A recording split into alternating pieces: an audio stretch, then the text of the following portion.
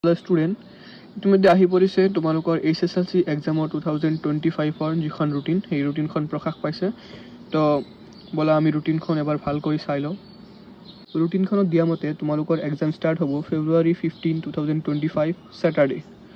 আৰু তোমালোকৰ exam morning শ্বিফ্টত আছে 9 AM পৰা 12 noonলৈকে আৰু আফটাৰনুন এক্সাম আছে 1:30 PM পৰা 4:30 PM লৈকে। প্ৰথম দিনাখন তোমালোকৰ 15 তাৰিখত এক্সাম আছে ইংৰাজী মৰ্ণিং 9 AM পৰা 12 noonলৈকে। দ্বিতীয় দিনাখন তোমালোকৰ এক্সাম ষ্টাৰ্ট হ'ব 17 ফেব্ৰুৱাৰী।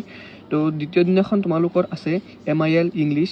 MIL মানে তোমালোকৰ যিসকলৰ হিন্দী আছে, আছামিজ, বেংগলী, তো তোমালোকৰ যি আছে সেইটো দিলেই হ'ল ভাল কৰি মনত ৰাখি। তো তৃতীয় নম্বৰ এক্সাম যিখন আছে, তৃতীয় নম্বৰ এক্সাম 21 তাৰিখত আছে। তো এইখন হ'ল তোমাৰ জেনেৰেল মেথামেটিক্স। এইখনো মৰ্ণিং শ্বিফ্টতে আছে। February 24 মানডে তোমালোকৰ আছে জেনেৰেল ছায়েন্স এক্সাম।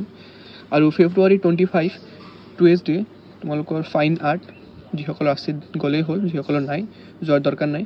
27 থাৰ্ছডে 27ত আছে তোমালোকৰ ছ'চিয়েল ছায়েন্স, সমাজ বিজ্ঞান। তো ভাল কৰি পঢ়ি কিনে গ'লেই হ'ল। February 28 আছে এছামিছখন আছে তোমালোকৰ ইভিনিং শ্বিফ্টত।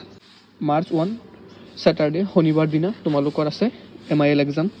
3 মাৰ্চ মানডে তোমালোকৰ এক্সাম আছে advance mathematics, geography, history, Sanskrit, computer science, commerce, home science, Arabic, Persian, Nepali. যদি তোমালোকৰ ভিডিঅ'খনত কোনো অসুবিধা পাই থাকা বা ৰুটিনখনত বুজিবলৈ কিবা অসুবিধা হৈ আছে তেন্তে যোগাযোগ কৰিবা আমাৰ লগত। যোগাযোগ কৰিলে আমি তোমালোকৰ যিখন প্ৰব্লেম আছে প্ৰব্লেমখন ছল্ভ কৰি দিয়াৰ ট্ৰাই কৰিম। তোমালোকৰ এক্সামৰ কাৰণে যিমান ন'টিফিকেশ্যন লাগে তোমালোকে এই চেনেলখনত পাই যাবা। তো চেনেলখন ছাবস্ক্ৰাইব কৰি বন্ধুবৰ্গৰ লগত শ্বেয়াৰ কৰি দিবা।